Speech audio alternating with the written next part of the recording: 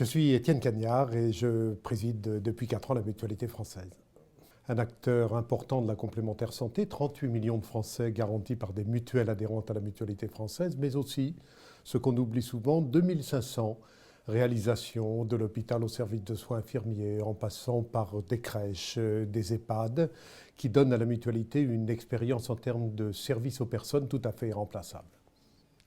Pour une mutuelle, comme pour beaucoup d'entreprises, j'allais dire comme la plupart des institutions, la mesure de la performance, elle est essentielle à la crédibilité qui doit être la sienne dans la société, mais vis-à-vis de ses clients, en l'occurrence pour une mutuelle de ses adhérents.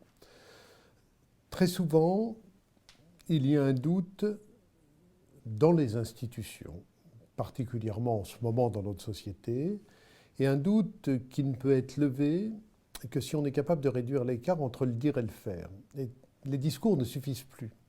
Il faut ajouter au discours des éléments de preuve concrets. Et la mesure de la performance, c'est un élément de preuve. Je ne demande pas aux mutualistes ou aux Français de me croire qu'en tant que président de la Mutualité française, j'explique que les mutuelles sont solidaires. J'ai par contre besoin d'avoir des outils pour leur démontrer concrètement, par des actions précises, que les mutuelles sont plus solidaires que d'autres acteurs.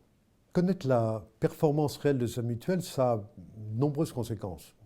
La première et la plus évidente, c'est évidemment d'aider au choix d'une mutuelle plus performante socialement, mais aussi pour l'adhérent, qu'une autre.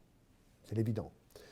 Mais c'est aussi un indicateur indirect pour mesurer l'utilité sociale de l'entreprise dans un secteur donné.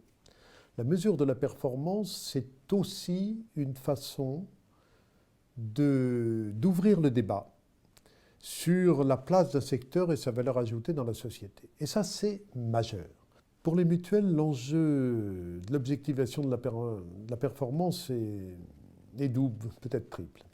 Le premier, c'est évidemment, parce que je crois au modèle mutualiste et à l'économie sociale, de démontrer la valeur ajoutée des mutuelles dans notre secteur d'activité par rapport aux autres acteurs qui œuvrent dans le même domaine, mais avec des finalités, des modèles de gouvernance et des modèles économiques différents. Ça, c'est évidemment un premier intérêt égoïste, au sens où il défend le modèle des mutuelles, pas si égoïste que ça, au sens où les mutuelles démontrent très souvent leur degré de solidarité beaucoup plus important que les autres acteurs dans ce secteur.